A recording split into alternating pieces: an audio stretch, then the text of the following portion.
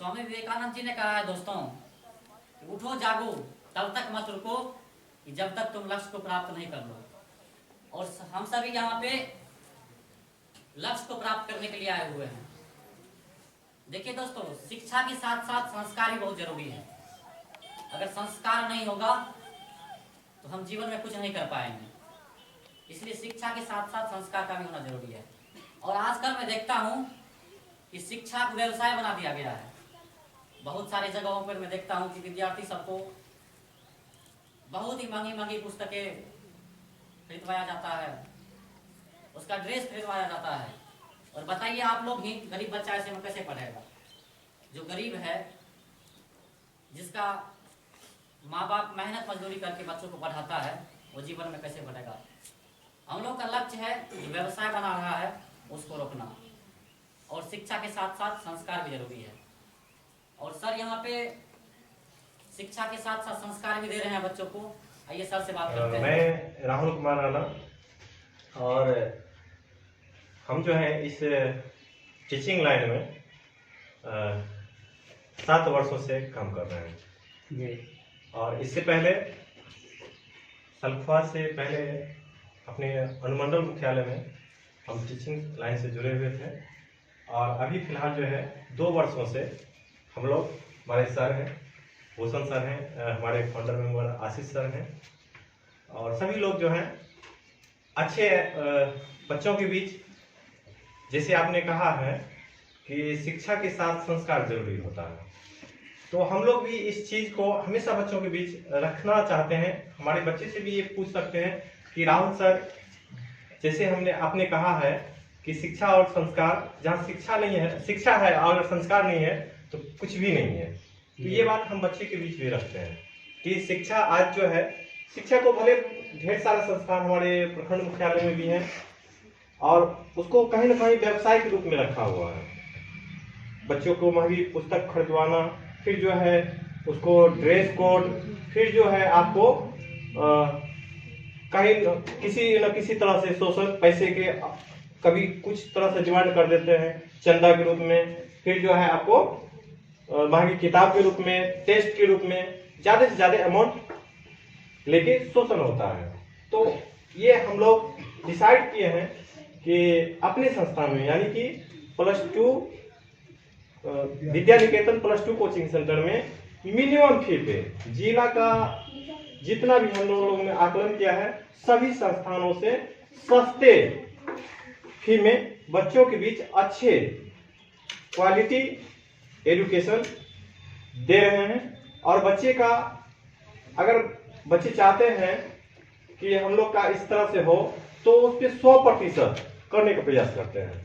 दूसरी बात, जो ना ही हम लोग महंगी किताब खरीदवाते हैं, ना ही कोई ड्रेस कोड है, क्योंकि आप जैसे ने कहा है, आपने कहा है कि महंगे जो व्यवसाय बना हुआ है, हम लोग भी इस चीज को अनुभव कर रहे हैं। और इसी को बरकरार करते हुए हम लोगों ने इस रास्ता को चिन्हित किया है कि ऐसे जो है व्यवसाय बना हुआ है, उन लोगों के लिए आप क्या कहना चाहेंगे? और अगर कोई भी गरीब बच्चा आपके पास आता है तो उनको आप पढ़ाएंगे? बिल्कुल, वो भी निःशुल्क। ऐसे सर के लिए ताली होना चाहिए। अभी शिक्षा के संबंध में अपनी भूमिका बताइए। शिक्षा हमारे लिए बहुत आवश्यक है, हम सभी के लिए। अगर शिक्षा नहीं लेगा तो हम लोग अपना कर्तव्य, अपना अधिकार नहीं ढूंढ पाएंगे। ये हमारा जो कोचिंग संस्था है, यहाँ पे नैतिक शिक्षा, शैक्षणिक शिक्षा का अलावा नैतिक शिक्षा भी दी जाती है। समाज में किस तरह से रहना है, चलना है, किस तरह से बड़ों का सम्मान करना है, यहाँ पे हर चीज़ सिखाया जाता है। यहाँ के सभी सर बहुत अच्छे हैं। शिक्षा हम लोग के लिए बहुत आवश्यक है, हर सभी को शिक्षा जरूरी है। अभी हम लोग यहाँ के इस कोचिंग संस्थान के जो बच्चे हैं उनसे बात करके देखते हैं। क्या नाम है आपका? अनिकेश कुमार। और आप यहाँ कब क्या बजे आते हैं पढ़ने के लिए? कितने बजे उठ करते हैं? 8 बजे सुबह में। ठंड नहीं लगता है आपको? ठंड लगता है, तो फिर भी मेहनत कर रहे हैं। क्या बनना चाहते हैं आप? इंजीनियर। और ईमानदार इंजीनियर बनिएगा। चलिए बैठ जाइए आप। दोस्तों, अभी हमने बहुत सारे बच्चों से सवाल पूछा, उन्होंने बहुत अच्छी तरीके से जवाब दिया। और अभी हमारे पास एक और स्टूडेंट है, आपका क्या नाम है? अमित कुमार। आपका घर कहाँ है? यहाँ कब से पढ़ रहे हैं? करीब 6 महीने। तत्व क्या है? केवल एक ही प्रकार के परमाणुओं से मिलकर बनने वाले पदार्थ को तत्व कहते हैं। और इसके बारे में बताइए। जैसे सर सोडियम, जी। Neon, argon. आशीष सर हैं। मैं प्रकाश आशीष विगत तकरीबन 11 साल से इस शैक्षणिक क्रियाकलाप से जुड़ा हुआ हूँ और शिक्षा काम करने का प्रयास करता हूँ।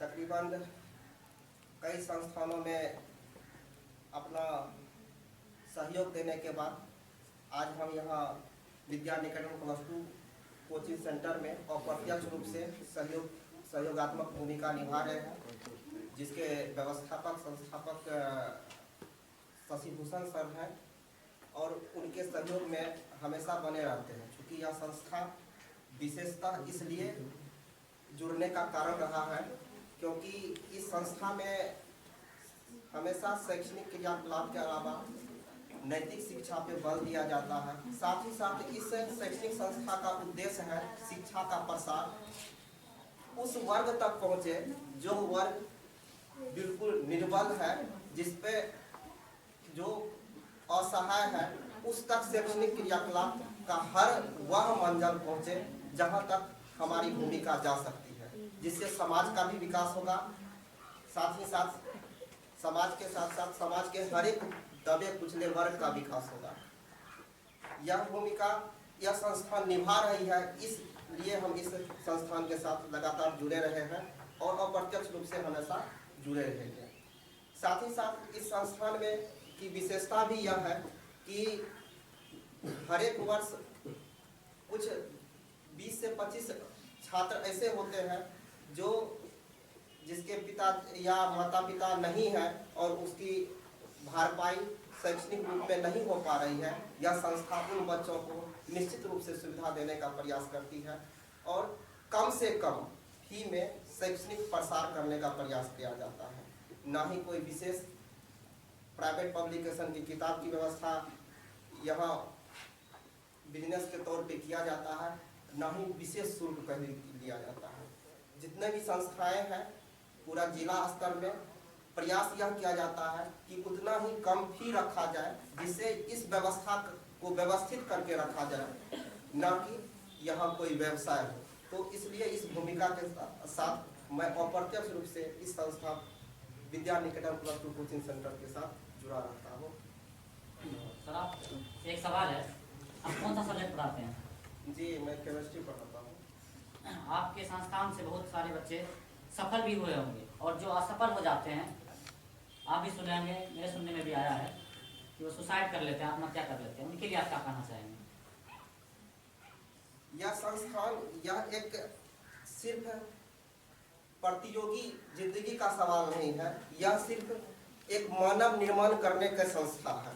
तो हम यही चाहते हैं कि जो व्यक्ति शैक्षणिक रूप से असफल हो जाए तो जीवन में वह असफल हो जाएगा। हमारे कई ऐसे मित्र हुए या कई ऐसे बच्चे हुए जो शैक्षणिक रूप से मुश्किल से सर्टिफिकेट डिग्री लिया है, लेकिन वह अपने फील्ड में, सबका अपना अपना एक फील्ड होता है जिसमें वह मेहनत कर सकता है, अपना इंटरेस्ट होता है, उस इंटरेस्ट में वह अपने राज्य स्तर की नहीं देश स्तर तक नाम किया है। हमारा ही एक मित्र है जो national institute of fashion technology में बहुत ही अच्छी भूमिका निभा रहा है।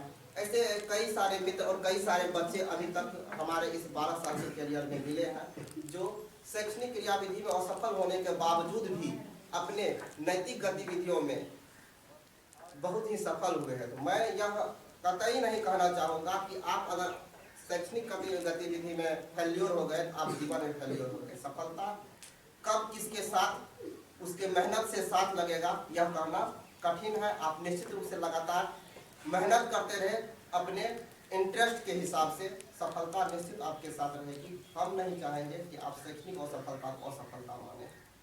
दोस्तों, सर ने बहुत अच्छी बात कही है कि हमें हिम्मत को नहीं हारना चाहिए। भगवान श्री कृष्ण ने भी गीता में कहा है, कर्मण्येवाधिकारस्ते। अब अपने आप कर्म करते जाइए, फल की चिंता नहीं कीजिए, और एक दिन सफल जरूर होइएगा। दोस्तों, खेल से हारिए, खेल में हारिए, लेकिन खेल से मत हारिए। अगर जीवन में आप हार जाते हैं तो उसके लिए दुख मत कीजिए, उसके लिए कोई गलत अटेम्प्ट मत उठाइए, सुसाइड मत कीजिए। आप एक प्रयास करते रहिए, एक दिन जरूर सफल होइएगा। बहुत सारे ऐसे उदाहरण हैं हमारे समाज में जिन्होंने कई बार असफल हुआ, उसके बाद सब जाकर के सफल हुए हैं। और सर, एक और अच्छी सवाल है, या कड़वा सवाल आप उसको कर सकते हैं, या अच्छा सवाल भी कर सकते हैं। मैं देखा हूँ जो भी शिक्षण संस्थान वाले शिक्षा को व्यवसाय बना दिए हैं, संस्कार तो बिल्कुल ही नहीं देते हैं बच्चों में। और एक वीडियो वायरल हुआ था रोड पे, अब देखे होंगे शायद, 2 बच्चे जा रहे थे कुएं साथ हो गए। उनके लिए आप क्या कहना चाहेंगे? उनके लिए आप कुछ सजेशन, ऐसे शिक्षण संस्थान वालों के लिए? देखिए, यहाँ इसका जवाब मैं पूर्व ही दे चुका हूँ, फिर से आपको हम बता देना चाह रहा हूँ कि मानव विकास जरूरी है।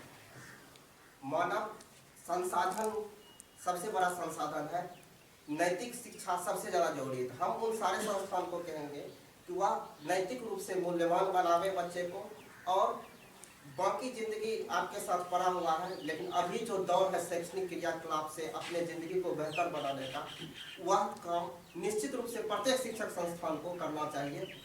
एक नैतिक शिक्षा की कक्षा निश्चित रूप से, साप्ताहिक कक्षा ही क्यों ना हो, निश्चित रूप से मोरल एजुकेशन बच्चों को दिया जाना जरूरी है। क्योंकि शैक्षणिक सफलता बच्चा मेहनत से प्राप्त कर ही लेता है, लेकिन मोरल एजुकेशन अपने बड़ों से, अपने शिक्षकों से, अपने समाज से सीखता है। तो एक प्रेम बनाने का प्रयास करें कि जहाँ बच्चों के साथ नैतिकता से, नैतिक शिक्षा पे बल दिया जाए, और निश्चित रूप से नैतिक शिक्षा अगर मूल्यवान बना रहेगा तो ऐसी रोड वाली घटनाएं नहीं होती। जी, बताइए जाइएगा सर के लिए कि हमें गलत रास्तों की ओर नहीं चलना है, ताकि हमारे माँ बाप, हमारे समाज और हमारे शिक्षक का नाम बदनाम नहीं हो।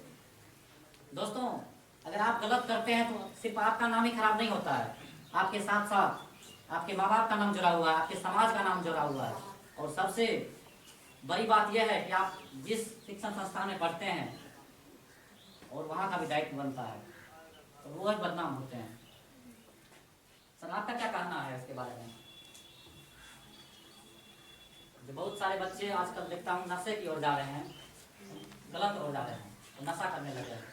मैं देखा हूँ 8-10 साल का बच्चा जो है नशा करने लगा है, इसके बारे में क्या कहना है? बिल्कुल आपका सवाल जायज है।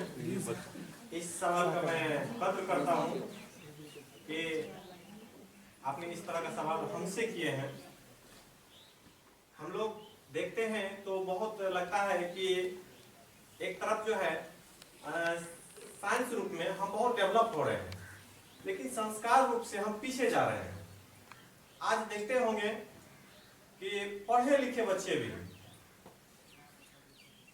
गलत संगति में आकर नशाखोरी का शिकार हो रहे हैं। खास करके हम अपनी जिला की बात करें तो यहाँ जो है छोटे छोटे बच्चे कौन सा नशीला पदार्थ करते हैं पता नहीं, वो अपने जीवन को बर्बाद कर लेते हैं। ऐसे बच्चे के खास करके हम पेरेंट्स से ये संदेश पहुंचाना चाहेंगे आपके इस चैनल के माध्यम से, वीडियो के माध्यम से, कि सभी पेरेंट्स अपने बच्चे को थोड़ा सा संस्कार दें, और जैसे दूसरे बच्चे नशे कर रहे हो उससे संगति से उसका थोड़ा सा डिस्टेंस बनाए, दूरी बनाए। और अच्छे बच्चे भी उस संगति के शिकार में वहां तक पहुंच जाते हैं। इसमें जो है उनके माता पिता की अहम भूमिका होनी चाहिए, जो बच्चे उस रास्ता नहीं जाकर अच्छे रास्ता का चयन करें, नशाखोरी का शिकार ना हो। जी सर, बिल्कुल। सर ने बहुत अच्छी बात कही है कि हमें संगत जो है अच्छी रखनी चाहिए। देखिए दोस्तों, आप कितना भी विद्वान क्यों नहीं बन जाइए, कितना भी पढ़ लिख करके आगे क्यों नहीं बढ़ जाइए, अगर आपका संगत खराब है तो आप आगे नहीं बढ़ पाइएगा। हम लोगों को जीवन में संगत अच्छी करनी चाहिए। जैसे आप लोगों को एक उदाहरण देता हूँ, जैसे पानी और हवा को ले लीजिए। अगर मिट्टी जो है वो पानी का संगति कर लेता है तो कीचड़ बन करके जमीन पर ही रह जाता है, और वही मिट्टी अगर हवा का संगत कर लेता है तो आकाश में हो जाता है। इस तरह दोस्तों हम लोगों को अच्छे लोगों का संग करना चाहिए और करना भी है। सवाल करते हैं।